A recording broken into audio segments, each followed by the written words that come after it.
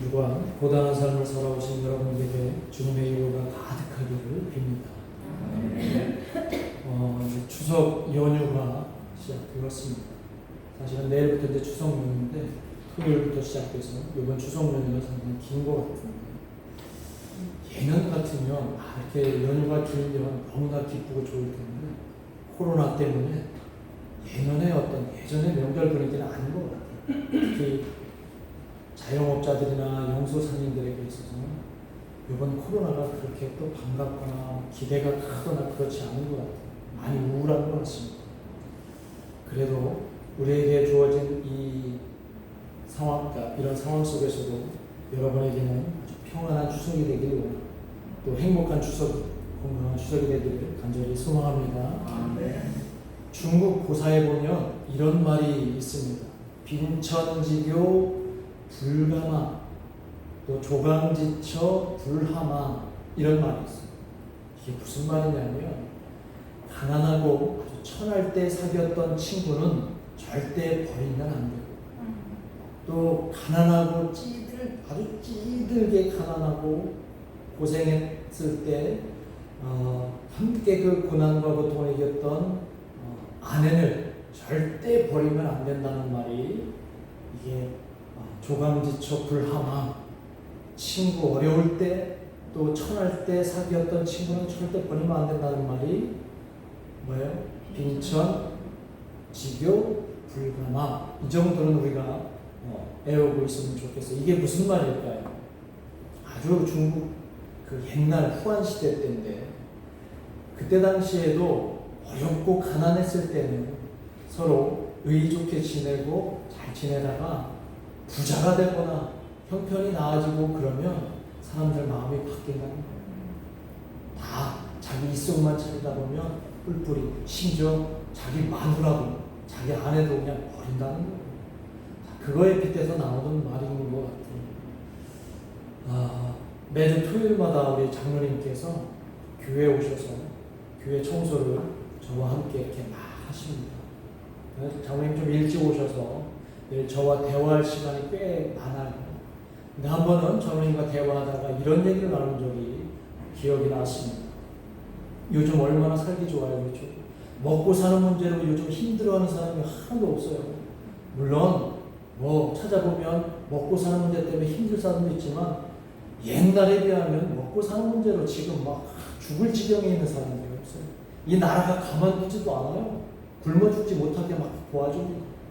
그런데 저님하고 대화를 나누는 순간에 지금보다는 옛날에 가난했던 시절이 훨씬 더 정도 많았고 행복했었다, 이런 얘기들을 우리 장로님과 공감하면서 나눴던 적이 있습니다. 지금이야말로 먹고 사는 문제가 얼마나 이렇게 거의 해결될 정도, 또 문명도 발전했지만 더 삭막한 것 같아요. 더 인정도 없고, 그리고 서로 주고받는 그런 도움도 별로 없는 것 같아요. 예전에는 그래도 내가 없는 가운데서도 서로 나누려고 했고, 또 내가 너무 없으면 가서 꾹이라도 할 만큼 그렇게 서로에게 정도 있었고 서로 그런 시절이 있었습니다. 서로에게 자존심이 상하는 일이 별로 없었어요. 왜 그럴까요? 다 가난했으니까. 서로 비교할 상대가 없어요. 똑같이 다 가난하고 힘들고 어려웠기 때문에. 그러나 지금은 우리가 잘 살고 있어도 서로에게 관심이 없다 보니까 내가 어렵다고 해서 상대방에게 이야기한다는 것은 자존심 상하고 그런 세상이 되었다는 거예요. 예전에 한 선배 목사님이 계셨는데, 그 선배 목사님이 20년 동안 목회를 했는데 20년 사이에 교회가 엄청 부흥을 했어요. 다른 교회에 비해서 굉장히 빠르게 성장을 했던 교회였습니다. 그래서 한 번은 제가 그 선배 목사님께 물었어요. 목사님, 20년 동안 목회하시면서 언제가 가장 행복하셨어요? 이렇게 물었더니 주저없이 그 선배 목사님이 나는 사실 지금보다는 개척했을 당시 가난하고 어려웠을 때 온 성도들이 정말 가족처럼 서로 도와주고 서로 마음을 터놓고 흉공 없이 보냈던 그 개척 당시의 시절이 너무 행복했어요. 이렇게 얘기를 하시더라고요. 그 교회는 20년 동안 엄청난 부흥과 성장을 했어요. 그런데 성장하는 과정 속에서 성도들은 마음들이 조금씩 달라지기 시작을 했고, 서로 나누고 정을 나누고 사랑하고 이런 그런 순간보다는 어떻게 하면 내년에 우리가 목표를 세워서 빨리 교회를 더 성장시킬 것인가, 어떤 성장의 목표를 두고 그렇게 성도들의 생각과 마음이 달라졌다는 거예요. 그러면서 교회 안에서 점점 메말라가는 그런 모습들을 이 목사님이 느꼈다는 거예요. 아니나 다를까 어느 정도 지나면서 그 교회가 심각한 내분에 휩싸였어요. 목사님을 내보내느냐 마느냐 성도들끼리 서로 갈라져서 싸우기 시작을 했고, 더 안타까운 것은 이 교회 재산을 누가 차지할 것이냐, 서로 그 재산을 놓고 다투는 그런 모습들을 보면서 와, 어떻게 이렇게 됐을까. 하나님은 그 교회를 바라보시면서 얼마나 마음이 아프시냐, 그 성도들의 마음속에 상처는 어떻게 감당할 것인가.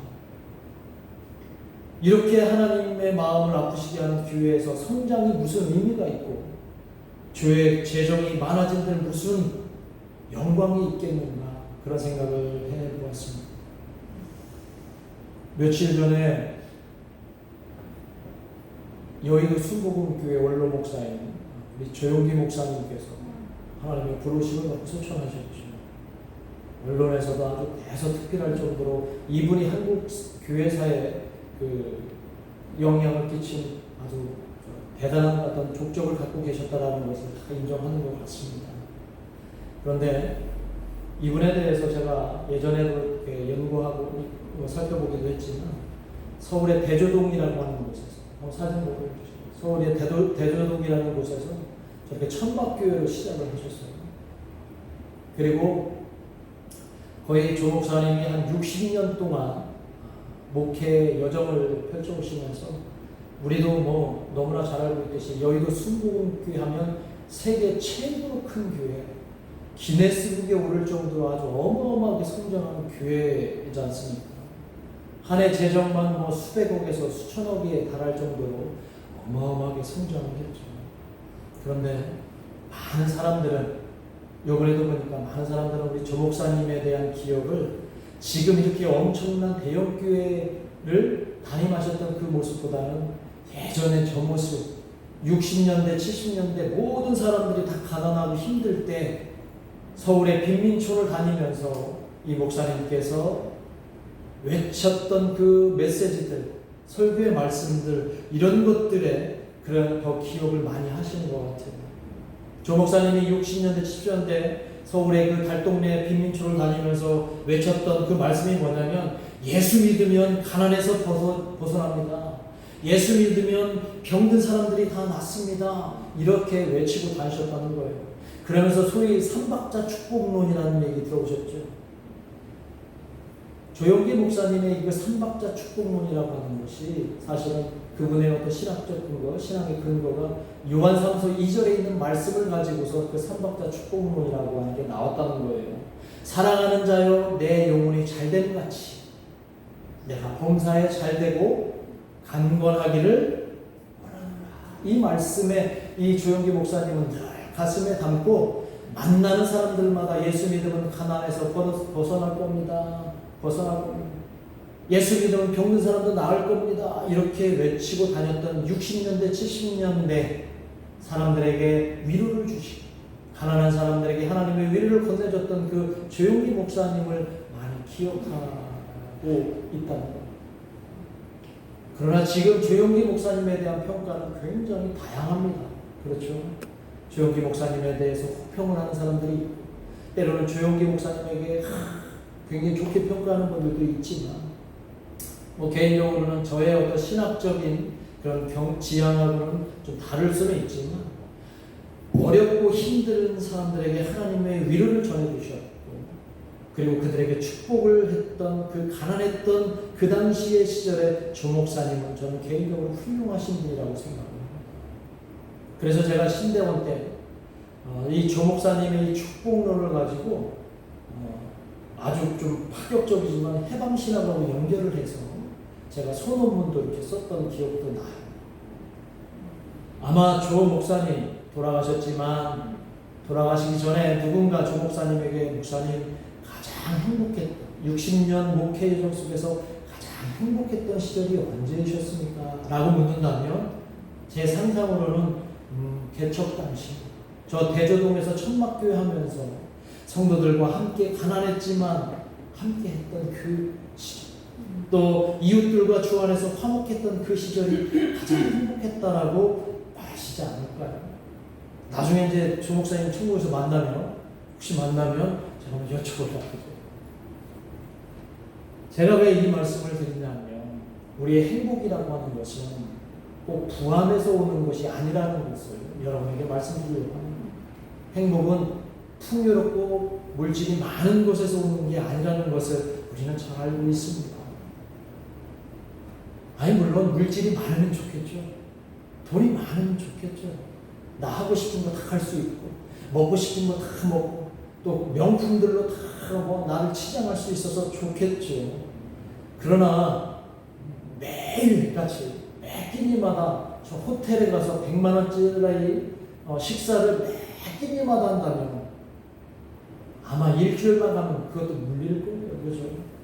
아무리 좋은 것도 가끔 먹어야 맛있는 거죠. 요즘 대기업 총수들이 언론이나 뉴스에서 자주 나오지 않습니까? 그들이 뭐 프루포프를 맞았다, 뭐 마약을 했다, 또 우리는 전혀 하지 않는 그런 불법적인 일들, 일탈적인 어떤 행동들로 그들의 어떤 욕망을 채우는 모습들을 봅니다. 그렇게 많은 재산이 있는데도 얼마나 사는 게 지루하며 얼마나 사는 것에 행복이 없으면 그런 것으로 자신의 행복이라고 하는 것을 쫓아갈까 그런 생각을 해봅니다. 과연 그들은 무엇을 통해서 평안함과 행복함을 느낄까요? 사람의 행복은 이렇게 밖에서 오는 게 아니라 어쩌면 내 안에서 만들어진다는 것을 세상은 깨닫게 됩니다. 예수님께서 오늘 우리 찬양 인도해 주신 전사님께서도 오늘 팔복에 관한 심령이 가난한 그 찬양으로 우리에게 찬양을 주셨지만 예수님께서도 우리의 행복이 마음에 달린 문제라고 분명히 마태복음 5장 산상설교에서 말씀하셨어요. 산상설교에서 8개의 복을 말씀해 주시면서 그 첫 번째로 뭐라고 말씀하셨냐면 마음이 가난한 자는 복이 있나니 하늘나라가 그들의 것이다. 심령이 가난한 자는 복이 있나니 천국이 저희의 것이다. 이렇게 말씀하신 것을 우리는 기억합니다. 여기에서 복이라고 하는 것은 행복을 말하는 거예요. 행복은 예수님은 밖에서 오는 게 아니라 내 마음을 만들어내는 것이라고 지금 말씀해 주고 계십니다. 내가 마음이 가난할 때 오히려 행복할 수 있다는 거예요. 이게 굉장히 역설적이죠. 내 마음이 좀 부자이고 내 마음이 풍요로워야 내가 행복한 거 아닌가? 그렇지 않다는 거예요. 내 마음이 부자면 내가 잘난 줄 안다는 거예요. 나에게 궁핍함이 없고 나에게 필요함이 없이 그렇게 교만한 마음으로 살아갈 수 있지만 내 마음이 가난해지면 하나님만 의지할 수밖에 없고 하나님과 함께하고 하나님과 동행할 때 그 속에서 나는 행복을 찾을 수 있다는 말씀을 예수님께서 해주시는 말씀이에요. 그래서 예수님께서는 가난한 사람들 그리고 마음이 가난한 사람들을 향해서 하나님의 위로를 주셨던 겁니다. 마음이 가난한 사람들은 충분히 행복해질 자격이 있기 때문이라는 거죠. 오늘 잠언 17장 1절에 있는 말씀 마른 떡 한 조각은 어쩌면 가난의 상징입니다. 마른 떡 한 조각. 본문에 나오는 마른 떡 한 조각. 이건 가난의 상징이죠. 누가 마른 떡 하나를 가지고 부자를 상상할 수 있겠습니까? 마른 떡 하나는 가난의 상징입니다. 그런데 오늘 하나님이 주시는 말씀에서 그것으로 화목해질 수 있다면 산의 진미로 가득한 집에서 서로 갈등하는 것보다는 낫다. 이렇게 말씀하고 있어요. 솔직히 물기 하나 없는 이 말라 비틀어진 마른 떡에 행복을 우리가 어떻게 떠올릴 수 있을까? 결국 마음의 문제라는 것을 오늘 잠언 말씀을 통해서 우리에게 알려줍니다. 가난한 가족들에게 먹을 음식이 별로 없어도 서로 양보하며 서로 위해주는 그런 화목함이 있다면 그 누구보다도 가장 행복한 가정이고 행복한 삶이라는 것이죠. 여러분, 사람은 왜 매일같이 매 순간 행복하지 못할까? 매일 행복했으면 좋겠는데 왜 행복하지 못할까? 뭐 때문일까요? 욕심 때문이죠. 욕심 때문입니다. 남과 비교하기 때문입니다. 남과 비교해서 내가 부족하다고 느끼면 욕심이 생겨서 그 욕심을 놓고 늘 불행하다고 생각하니까 행복하지 못하는 거죠. 이 욕심의 문제는 성경 창세기에서부터 시작된 것이죠. 여러분들이 잘 알고 있는 창세기 아담과 하와가 뭐 때문에 그 좋은 에덴 땅에서 쫓겨났어요? 욕심 때문에. 욕심 때문에 쫓겨난 거죠. 만약에 그 욕심을 내 마음에서 제어할 수 있다면, 그 욕심을 내 마음에서 다스릴 수만 있다면 어쩌면 우리의 삶은 에덴과 같은 삶, 하나님이 허락하시는 그 삶이 될 줄 믿습니다. 내 마음을 비우고 가난해질 수 있다면 아마 세상이 새롭게 보일 거예요. 그리고 세상이 줄 수 없는 참된 평안함을 누릴 수 있으리라고 저는 믿습니다.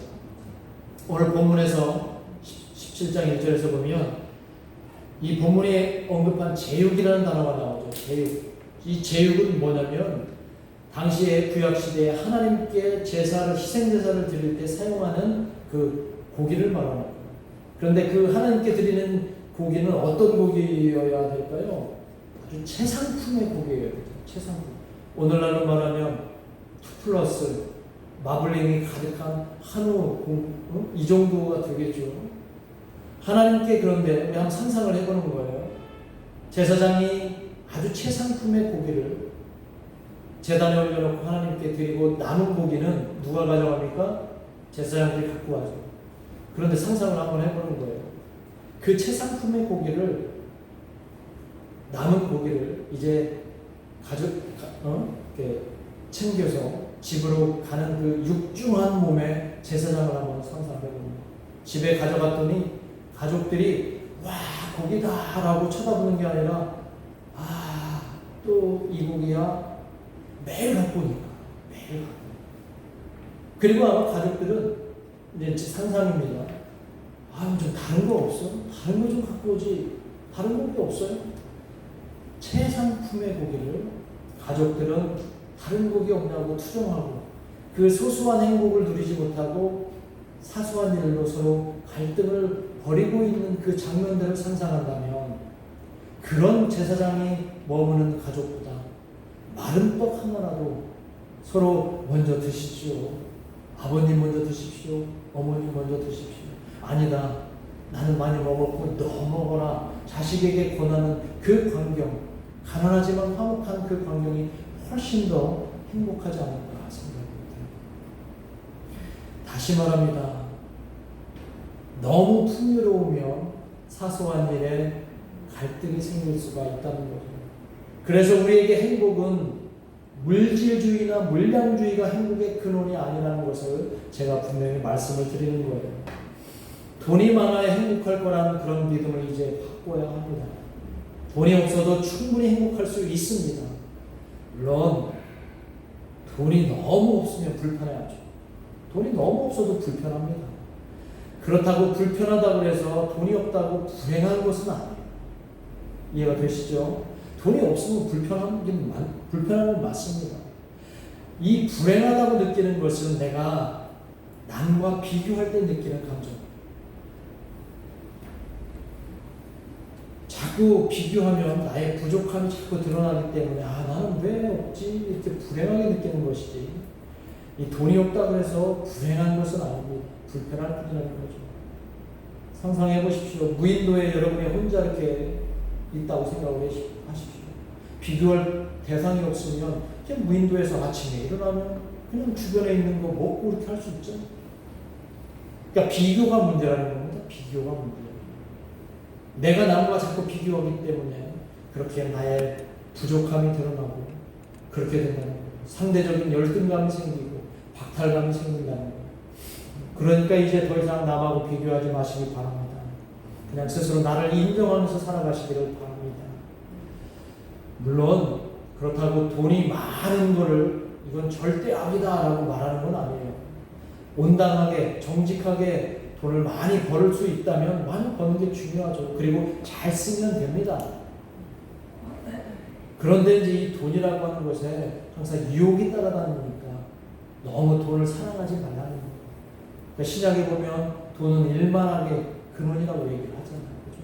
그런 측면에서 우리가 부자가 마냥 행복하지 않다는 것을 오늘 여러분들이 깨달았으면 좋겠습니다.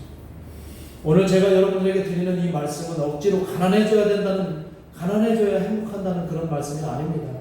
지금도 가난한데, 충분히 가난한데 더 가난해지라고 하는 말씀도 아니에요. 제가 드리는 말씀은 행복의 근원은 이 물질에 있지 않고 우리 마음에 있다는 것을 여러분들에게 알려드리고자 하는 것입니다. 그러니 너무 행복을 내 마음 밖에서 찾으려고 하지 말고 내 마음에서 찾으려고 노력하시라는 것입니다. 모자람의 위안이라고 하는 책을 쓴 도널드 맥콜로우 그 교수가 있어요. 샌프란시스코 대학의 신학대학교 학장이라는 분인데 이분이 이렇게 말을 한 적이 있습니다. 이 행복이라는 말은 이런 거야 라는 그런 말하는 데서 찾는 게 아니라 행복은 이게 아니야 라고 하는 데서 찾아야 된다고 하면서 여러 가지를 열거해 주는데 그 열거하는 내용들을 함께 보려고 합니다. 이런 게 아니라고 말하는 게 행복을 정의하는 게 훨씬 쉽다라고 이렇게 말을 해요. 뭐냐면 여러분들이 느끼는 감정하고 어떻게 같은지 한번 보세요. 첫 번째가 자신에게 만족스러운 느낌, 이건 행복이 아니에요. 그 다음에 기분 좋은 느낌, 자신만만한 느낌, 뭔가 이룬 듯한 느낌, 인간의 고통에 초연한 느낌, 그리고 마음대로 해도 될 것 같은 느낌. 좀 밑으로 좀 내려가 보시죠.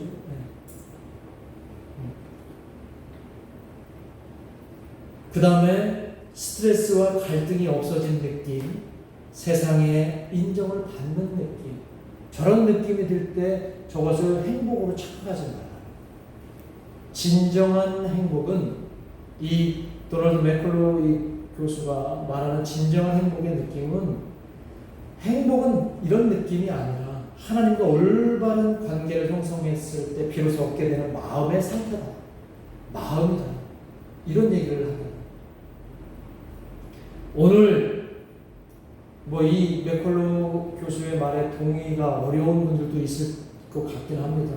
그러나 오늘 이 잠언의 말씀은 마른 떡 한 조각만 있어도 화목하고 행복할 수 있고 산에 진미가 있어도 행복하지 않을 수 있다는 것은 바로 우리 마음을 두고 하나님께서 주시는 말씀입니다.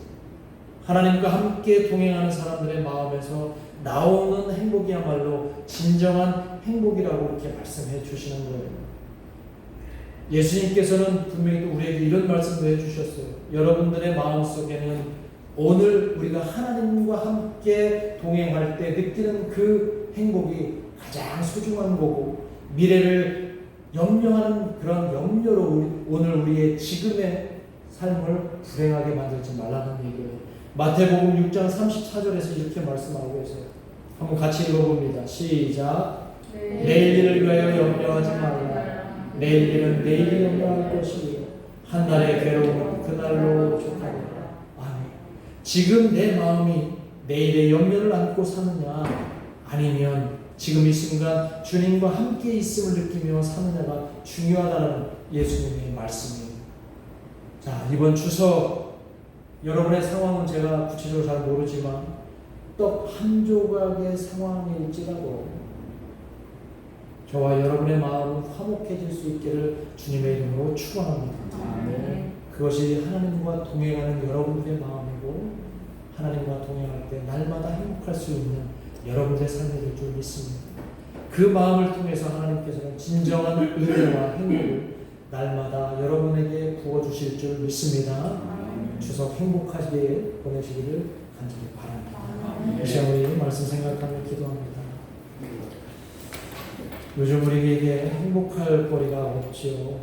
그런데 사실은 이미 우리는 하나님과 동행함으로 인해서 행복한지 모르겠습니다. 내가 만족하고 내가 자족할 수 있는 것들을 찾다 보면 충분히 하나님이 우리에게 행복한 상황들을 주고 계시다는 것을 깨달을 수 있습니다. 이 시간 나의 행복이 무엇이고 그 행복을 어떻게 찾아갈 것인지 함께 기도하겠습니다. 하나님 아버지